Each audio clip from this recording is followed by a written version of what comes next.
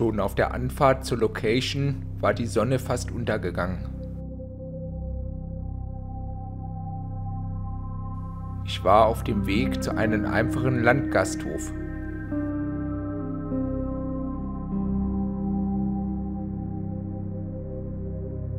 Ich war heute allein unterwegs, was mir immer etwas Unbehagen bereitet. Es gab einige Mythen um dieses Haus. Diese wollte ich jedoch nicht an mich herankommen lassen.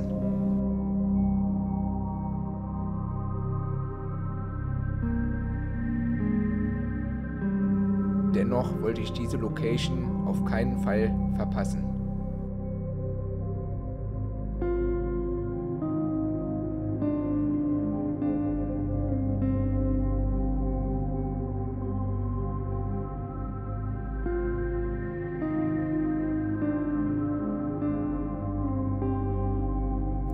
Komm mit auf eine Reise in eine längst vergessene Zeit.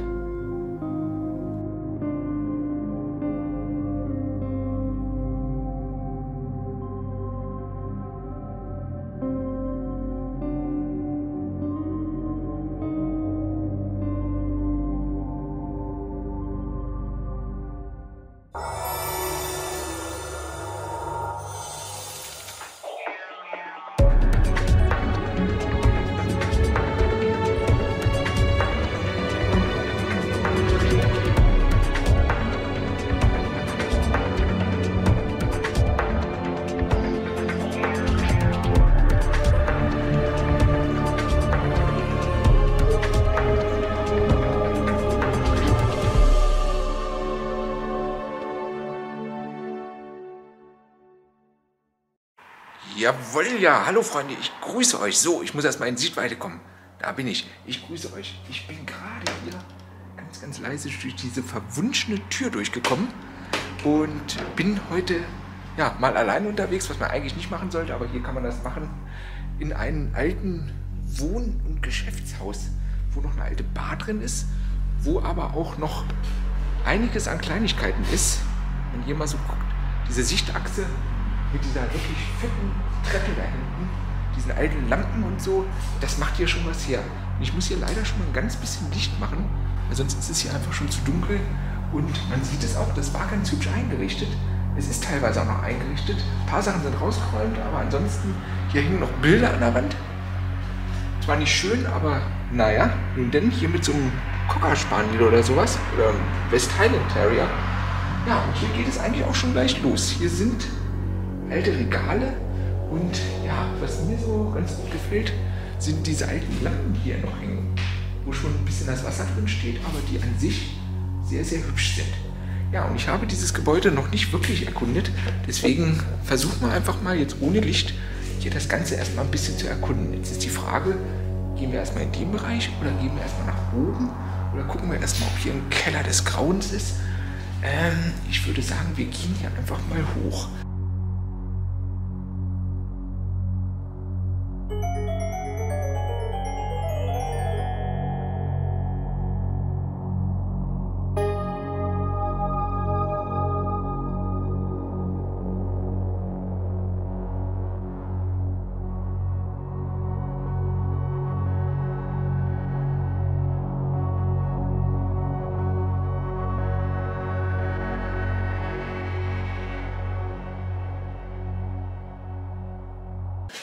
Und zwar vorbei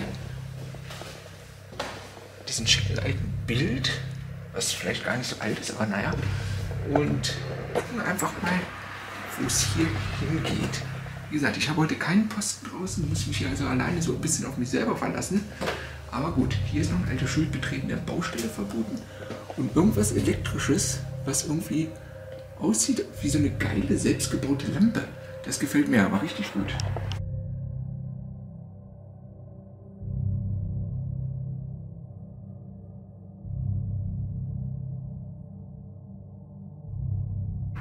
Wir gehen mal in den nächsten Raum weiter. Wollen wir mal gucken, dass der Boden uns hier überhaupt noch hält. Das sieht hier alles schon nicht mehr so stabil aus. Und ja gut, der Dachboden ist nicht mehr begehbar. Hier würde ich mal sagen, können wir noch ein Stückchen lang gehen, obwohl es da vorne auch schon sehr abschüssig ist. Da werde ich einfach mal nur bis hier an diese Kante gehen und werde mal mit euch zusammen gucken, was man hier noch sehen kann. Ja, hier ist tatsächlich noch eine alte Bar drin. Relativ schön, mit so einem Spiegel an der Wand. Ein paar Bierkrügen und da hinten steht noch ein Kicker und ein Telefon und so ein bisschen Technik. Da glaube ich, können wir aber auch von der anderen Seite ran, weil wie gesagt, ihr seht es hier, da ist der Fußboden wirklich total abgesackt und da werde ich jetzt nicht mehr drüber gehen. Auch hier drüben sieht es nicht mehr gut aus. Da scheint wohl dieser Hauptwassereinbruch gewesen zu sein. Und deswegen gehen wir einfach mal heimlich, still und leise hier wieder weiter. Ihr merkt es, wir haben ein neues Format, deswegen gucke ich so ein bisschen immer auf den Monitor neben der Kamera. Da müssen wir mal gucken, wie das nachher im Video überhaupt aussieht, ob das so wirklich toll ist. Ja, hier noch ein, gut, sehr zerschossenes altes Bad, was sicherlich mal einigermaßen schön war, aber auch nicht mehr. Wir gehen mal wieder nach unten. Ein bisschen leise, hier war auch mal so eine Treppentür. Ist auch so ein bisschen gruselig, muss man sagen. Aber gut, muss es wohl geben.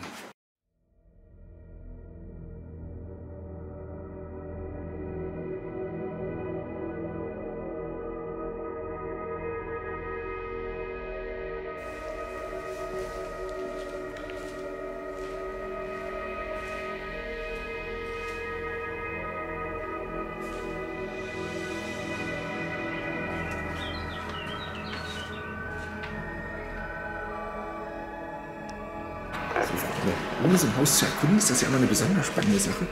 Hier ist noch so eine alte Tür, die aber total zu ist. Alter Schwede. Das Bildchen-Dings da dran. Und ja, ich sehe immer, manchmal muss ich noch ein bisschen mit der Schärfe arbeiten mit der Kamera. Aber wir gehen hier auf jeden Fall erstmal weiter und gucken mal, wo es jetzt hier lang geht. Hier ist der Bereich, wo wir reingekommen sind. Und ich gehe mal davon aus, hier war so dieser Eingangsbereich mit so einem Tisch.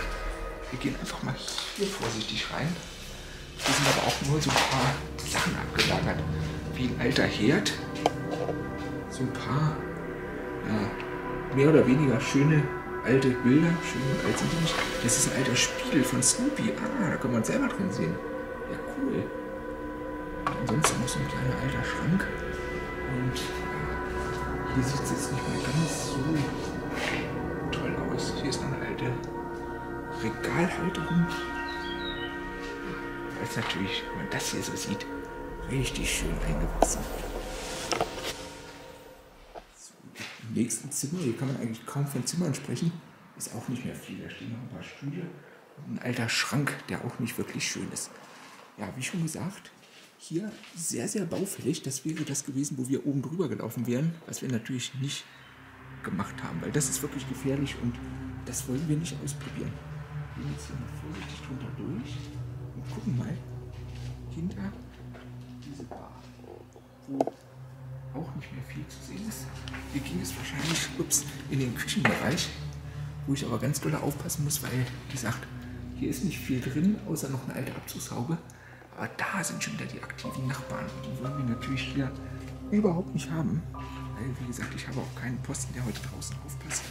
Und deswegen wollen wir da natürlich nichts mit zu tun haben. Hier geht es in den Bereich der Toiletten. Wie gesagt, nicht wundern, dass ich so ein bisschen flüstere, aber möchte hier nicht unbedingt von draußen gehört werden.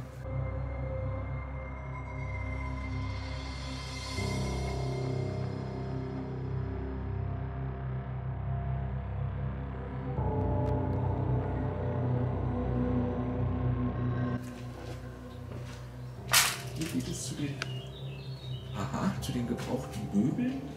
Also war das hier nicht nur ein Restaurant und eine Kneipe, sondern irgendwie auch ein Möbelladen oder sowas in der Richtung. Hier eine, gut, minimalistischste Toilette, aber wirklich ganz minimalistisch. Nicht wirklich schön und auch richtig in die Jahre gekommen. Hier ist nichts mehr da, wo es mal sein sollte. Und auch der Garten, wo ich leider nicht raus kann, total zugewuchert. Da ist das Gras so hoch, wie ich bin. Was ganz interessant ist, ist hier eine Free Party Sherry B.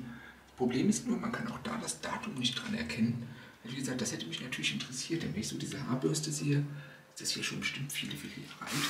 Aber hier steht wieder so ein relativ modernes Gerät für Handtücher. Naja gut, wir verlassen mal die Herrentoilette, gehen hier mal leise weiter, gucken noch mal in die Damentoilette, die wahrscheinlich ähnlich aussieht. Was ganz cool ist, ist, dass der Schrank hier komplett mit Spinnenweben schon zugewebt ist. Und hier, ihr wollt es wieder hören, die Natur sich wirklich alles zurückholt. Hier wächst der Farn, hier ist so ein Oberlicht und hier wächst wirklich alles rein in diese Toilette. Und ja, wie gesagt, diese Toilette ist jetzt nicht das Spannende, aber wie das hier so reinwächst, das hat wirklich mal was. So, ich dachte, es geht in den Keller, aber es geht nicht in den Keller, es geht nur in so eine Zwischenetage. Und ich glaube, hier muss ich erstmal ein bisschen Licht machen. Ist das gruselig oder ist das gruselig? Wir sind in diesem wirklich zerfallenen Haus. Und ich dachte eben, du machst ja mal ein bisschen Licht, da hinten ist es so dunkel. Und da war das Licht noch an. Wie ist das denn bitte möglich? Gut, ich würde mal sagen, den Keller nehmen wir zum Schluss. Den nehmen wir zum Schluss. Das scheint wirklich nochmal eine spannende Sache zu sein. Und wir werden erstmal gucken, warum hier der Strom noch geht. Hier sind tatsächlich Stromzähler. Und ja, man sieht es. Der läuft nicht. Aber der hier läuft mit passendem Datum, mit passender Uhrzeit. Das ist ja mal eine Sache, wo ich sage, eine Location, wo hier überall das Grün durchwächst, wo hier kein Stein mehr auf dem anderen ist, wo hier die Decke durchkommt, aber der Strom geht. Also mit anderen Worten, hier war eben schon eine Stufe weggerissen. Das ist ja mal eine Sache, wo ich sage, ja, brauche ich keine eigene Taschenlampe. Oh, nicht schlecht. Freunde, okay, wir wollen nicht so viel Blödsinn machen. Wir gehen mal diese wunderbare Treppe hier hoch, die uns hoffentlich noch hält. Und wie gesagt, ihr merkt es schon, ich spreche jetzt etwas schneller, weil das fand ich jetzt doch schon aufregend, dass hier noch Strom ist, obwohl dieses Haus total zerfallen ist. Das ist also wirklich schon, naja, gut. Ja, hier wie schon gesagt, hier sind schon Hölzer drüber gelegt. Hier werde ich nicht wirklich weiter reingehen. Was ich ganz schön finde, ist dieser Kickertisch, der da vorne steht. Den zoome ich euch mal so ein bisschen ran. Hingehen tue ich da definitiv nicht mehr. Aber der ist ja, wahrscheinlich so gut erhalten, weil keiner drankommt. Weil wie gesagt, da möchte man nicht wirklich einbrechen mit dem Fußboden. Das muss nicht sein. Hier geht es nochmal in einen kleinen Nebenraum mit, ach du großer Gott, du ahnst es nicht. Jede Menge Gläsern, jede Menge Gerümpel und so sehr, sehr dunkel abgedeckt das Ganze. Und auch hier nochmal ganz gruselig, als ob da oben jemand hängt. So eine Plastikfolie, Dachböden haben es ja sowieso immer in sich. Aber mit dieser Folie hier oben ist das mal richtig gruselig. Hier steht noch ein Sektkühler, auch nicht schlecht. Und hier oben sind tatsächlich auch noch einzelne Sachen gelagert. Allerdings, wenn ich das Gebäude sehe, wie das im Zustand ist, werde ich auch hier nicht mehr weitergehen. Wir werden also diese Stiege einfach wieder runtergehen und uns mal unten weiter umgucken.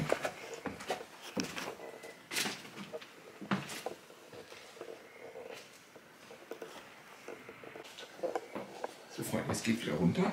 Und was ich eben ganz interessant fand, ich weiß nicht, ob ihr es auf dem Video auch mitverfolgt habt, wir sind ja die Treppe hochgekommen, alles gut. Wir sind diese Treppe weiter hochgegangen und ganz komischerweise ist neben dieser Treppe, wenn man hier nur 1 Meter rumgeht, noch so eine Treppe nach oben, wo ich mir sage, warum ist denn neben der einen Treppe noch eine Treppe? Und hier ist jetzt der Punkt, wo ich sage, ja, hier brauche ich jetzt wahrscheinlich mein eigenes Licht. Ich drücke hier auf ein Licht. Na gut, hier geht auch noch das Licht, aber das Licht ist natürlich nicht wirklich hilfreich. Und hier diese Stiege hoch, das sieht ja aus wie bei Graf Zahls. Da werde ich erstmal meine Lampe rausholen. Mit etwas mehr Licht gehen wir mal an dieser wirklich hübschen Tür vorbei, die ich ja mal richtig schön finde mit diesem kleinen Glas einsetzen. Gucken mal, hier geht es in so einen kleinen Raum, wo aber nur ein Regal ist, der unter der Treppe ist und auch wieder Hundebilder. Was also dafür spricht, dass hier zumindest ein Hundeliebhaber gewohnt hat. Oder, was ich draußen gelesen habe, dass das auch eine Hundeschule gewesen sein kann. Das weiß ich aber nicht. Und diese Treppe hier ist so ausgetreten, die muss ja hunderte von Jahren alt sein. Weiß nicht, ob man das auf dem Video so sehen kann. Da ist richtig jede Treppenstufe total ausgetreten. Und wie gesagt, ich gucke mal, ob wir hier weiter hochkommen. Hier ist jetzt die Tür und vorhin war ja auch schon eine Tür komplett zu. Und ich möchte hier natürlich auch keinen stören.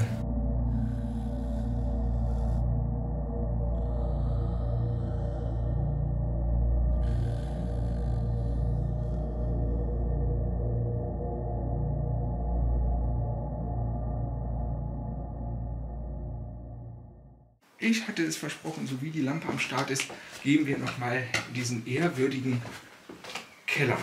Weil, wie gesagt, warum da noch Licht drin ist und was hier eigentlich los ist, weiß ich nicht. Ich finde das ja immer richtig gruselig, wenn in solchen Kellern plötzlich das Licht noch an ist. Hier ist eine Tür, die aber wirklich keiner so schnell verschließen kann, wenn ich hier drin bin. Und hier ja, ist so eine Art Kriechkeller mit einer alten Nähmaschine oder so einer Bügelmaschine. Und hier stehen halt noch jede Menge Sachen.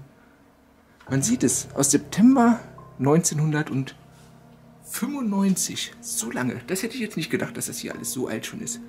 Ja, und hier im Keller so das Übliche. Hier sind noch Kühlschränke. Hier sind noch Truhen. Hier ist mal wieder eine Truhe, wo aber Gott sei Dank nichts mehr drin ist. So ein paar alte Körbe. Ja, diese gruselige Leuchtstofflampe, warum auch immer die an sein mag. Hier noch ein Leergutlager, auch nicht schlecht. Und hier geht es auch immer weiter. Ich laufe hier nur durch diese dicken Spinnenweben, das ist im Moment nicht so angenehm, aber gut. Eine Tür, die ja, die besten Zeiten gesehen hat. Und dann so ein gruseliger Halbkeller. Aber richtig schaurig mit so einem Tonnendach. Und ja, auch alten Weihnachtssachen drin. Hier noch wieder alten Einmachgläsern und Tellern. Aber Leute, ich gucke mal, hier gibt es wahrscheinlich auch noch Licht. Der Keller ist nicht mehr wirklich begehbar. Hier geht auch das Licht nicht mehr. Deswegen gehen wir jetzt hier einfach mal zurück. Hier wieder lang. Ich muss mich erstmal orientieren, weil hier geht es überall noch weiter. Hier geht es nochmal in so einen Nebenkeller, wo auch noch so ein paar Kleinigkeiten stehen. Und hier um dieses Regal rum geht es auch noch mal weiter. Was ich ganz interessant finde, ob hier das Wasser vielleicht noch geht. Nein, das Wasser geht nicht mehr. Das ist abgestellt. Also Strom geht, Wasser geht nicht. Und hier auch noch mal ein Lager, wo der Strom auch nicht mehr geht oder besser das Licht nicht mehr geht, mit jede Menge alten Gläsern. Gucken, ob ich hier überhaupt noch reinkomme. Das ist so eng hier. Hier sind wirklich die Kartons an den Gläsern angegammelt. Also das ist wirklich hier auch schon nicht nur ein Jahr alt. Jetzt könnten wieder alle sagen, Mensch, du brauchst doch mal neue Gläser zu Hause. Ja, ja. Die bleiben aber trotzdem. Ja, und hier riecht es auch schon so richtig nach Schimmel. Ich meine, es ist mega interessant, diese alten Gläser, was es früher auch so von den Firmen gab und so. Das hat schon was. Ja, das ist noch verpackt. Da steht das Herforder Glas noch im Originalkarton. Und hier steht auch noch der kleine Blaumacher. Frech und fröhlich. Ja, holla. Und die alten Cola-Gläser. Ja, hier macht es doch nochmal Spaß reinzugucken. Hier liegt auch noch eine Cola-Dose, wo das Datum erkennbar ist. 2003. Na gut, die ist ja noch gar nicht so alt. So, wir gehen mal aus diesen heiligen Hallen wieder raus. Also, wir haben ein Fazit. Das ist hier ein Gebäude, wo auch eine Kneipe drin war. Hier geht es wahrscheinlich nur in die Heizung. Genau, hier ist die Heizung. Und noch so ein ja, kleiner Abstellraum. Das können wir auch noch mal angucken. Normal sind Heizungsanlagen ja nicht so spannend. Aber gut, wenn ich hier die Decke durchkommen sehe, werde ich das hier auch nur von außen filmen. Hier ist noch mal so ein kleiner Raum, wo so ein paar Öle stehen. Eine Lautsprecherbox. Dass das Betreten der Baustelle verboten ist und auch halt alles zugewachsen. So Freunde, mit dem Blick hier nochmal durch diese alte Schankstube, wo wir ja auch reingekommen sind, und diesem schicken Lattenrost oder auch zweien, muss ich sagen, werde ich dieses Video wieder beenden. Es war eine kleine Location, es war eine feine Location mit dieser mystischen Treppe, wo wir nicht klären konnten, warum oben die Tür zu ist. Und ich habe eben Schritte gehört, da werden jetzt alle sagen, ja, ja, du hörst immer Schritte. Es war tatsächlich was zu hören, es hat sich hier keiner gemeldet. Ich habe mich hier nochmal mit einem lauten Hallo, sage ich mal, gezeigt, aber es hat sich keiner gemeldet. Aber wie gesagt, ich werde diese Location jetzt wieder verlassen. Geht hier durch die Tür, die stand offen. Und ja, würde mal sagen, das war mal wieder ein anderes Video. Und hoffe mal, dass euch das mal wieder gefallen hat. Wie gesagt, es war ein bisschen anders, weil ich heute wirklich ganz alleine unterwegs war. Das ist immer so ein bisschen schwierig, aber es macht natürlich auch ein bisschen mehr Spaß, weil man doch noch intensiver filmt. Man hört mehr auf Geräusche und so weiter. Ihr kennt das, glaube ich, selber, wenn ihr auf Tour geht. Also, bis zum nächsten Mal und bleibt gesund und munter. Euer Graf Herrenhausen. Ciao, ciao.